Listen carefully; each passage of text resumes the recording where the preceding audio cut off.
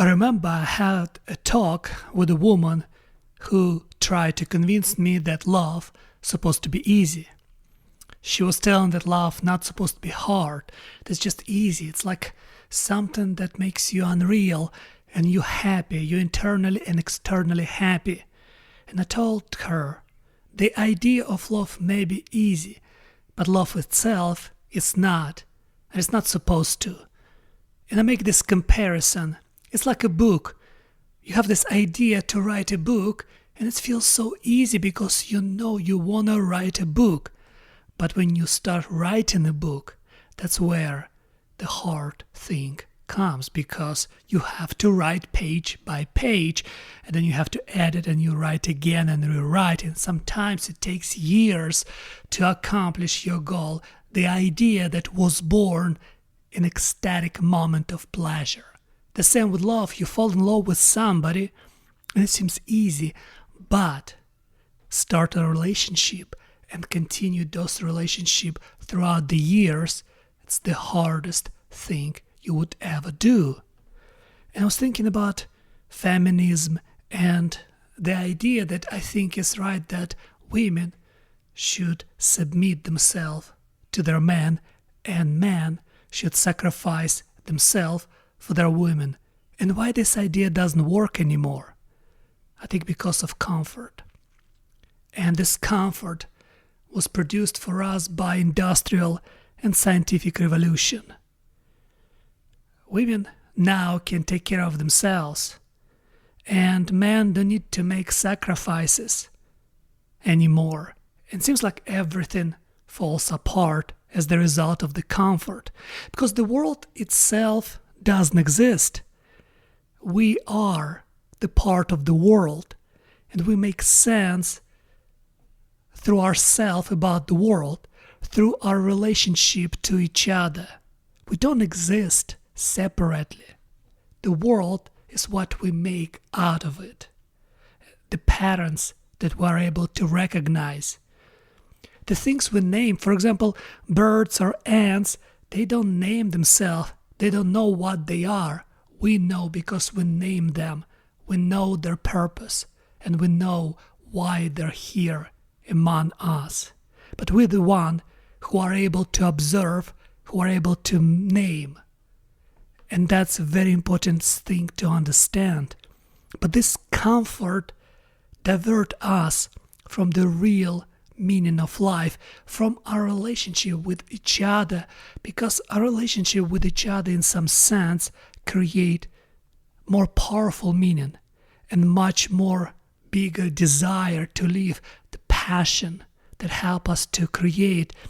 And sometimes what I think about modern relationship with women, between men and women, is we look too close at each other and we expose too early to each other.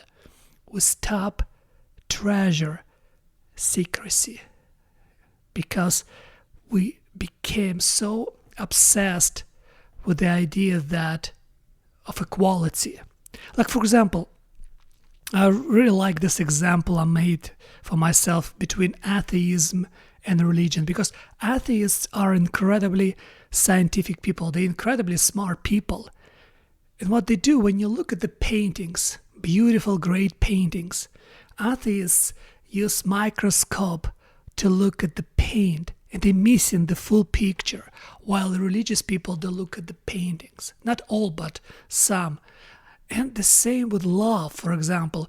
If you're cynical, and if you don't believe in love, if you just see physicality in love, then you look too close at your partner. You don't look at the full picture. You don't look for passion. You don't look for desires. You don't look for worshiping, for something clean. You look just for bodily satisfaction, and you're losing intimacy behind those bodily satisfaction. And why we have this? Because we stop playing the right roles with each other as the result of the comfort. Because we stop sacrificing ourselves for women, and women stop submitting themselves to men. And as the result, women stop being goddess for us. If you unwilling sacrifice your life for your woman, can you really love her? Or just words? Because we just mate with each other. Some reason we lost the symbol of love.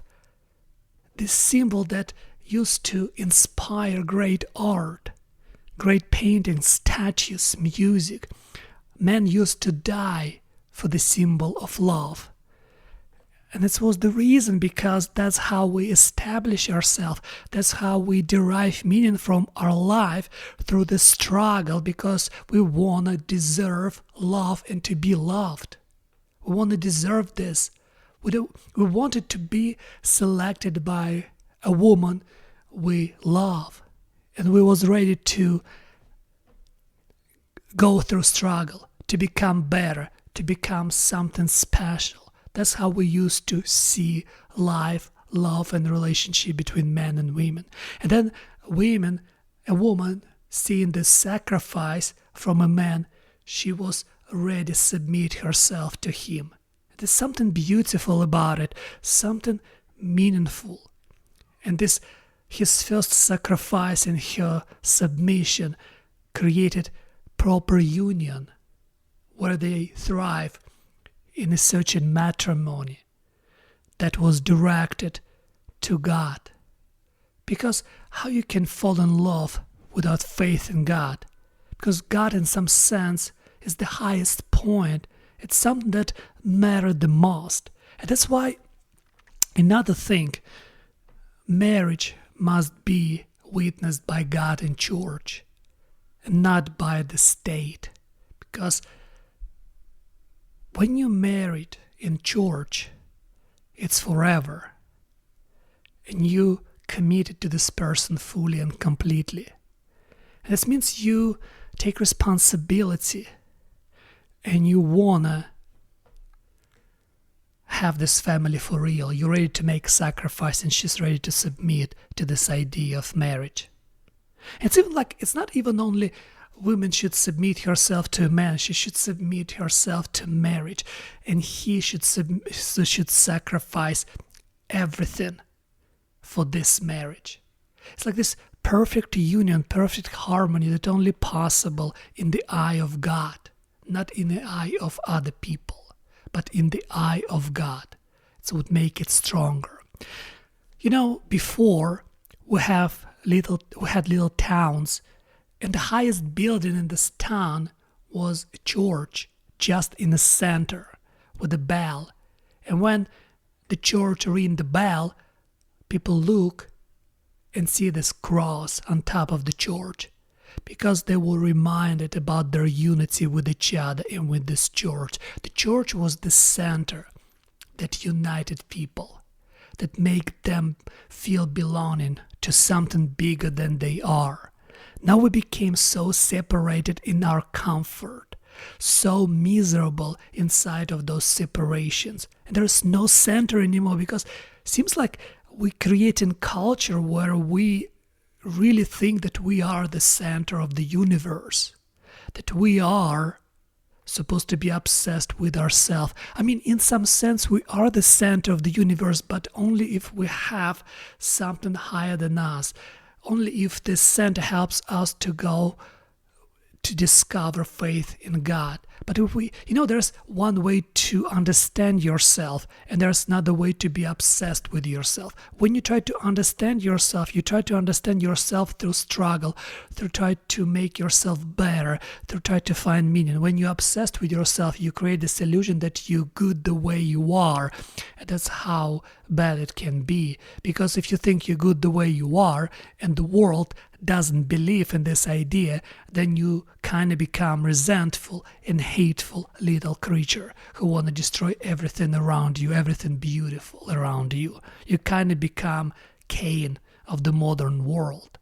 But if you think that you're meaning through struggle to better yourself, it means you're learning constantly to make a proper sacrifice. That's again the word sacrifice. That's what men's supposed to do for their women, to make a proper sacrifice, but women must submit themselves to men. I remember I met a nurse and I have a small debate with her, and she told me something, that she believes in feminism, because she can take care of herself and she doesn't need men for that. She can provide for herself. What feminism did in some sense, it's reduce the idea of man to financial support only. In some sense, we reduce each other to absolute physicality. Men reduced women to some pornographic fantasies, and women reduce men to financial support. We kind of lost this idea of unity, of this beautiful idea of unity, of this great idea of holy matrimony. It's like, again, if you look at the paintings, and if you see just a piece of paper with a bunch of paint over it, and you refuse to recognize the beauty of the painting itself, then you would never see inspiration and something that might give you such an ideas that bigger than you are. The same, the relationship between man and woman.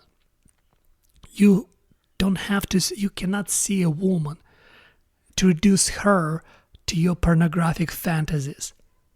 You have to see her as someone you are willing to sacrifice yourself and everything you have for. That you're ready to lay your life to her feet like it used to be. And the same with her. She's ready to submit herself to you. It doesn't matter, finance, no finance. It's just this union that want to make something beautiful, something worthwhile. And this reduction of each other to physicality, to biology, came as the result of this scientific revolution, this industrial revolution, because we become so comfortable and we think we know everything. We think if we learn something, learn about complexities of the world, we're somehow above the idea of God. But we're not, because religion helps us to find internal meaning and helps us to justify injustices of the world and to struggle through everything, through suffering, through everything with a smile on our faces. It helps us not to lose hope in our own existence. It helps us to become better no matter what, because life is a struggle. It's struggle for yourself and for your family. But if you lose God, if you don't believe in the idea of religion, then what you left is with nihilism, atheism, science. But science is just experiment that you can be tested. How you can test love. Maybe that's why we don't have love anymore. Maybe that's why we stop believing in love.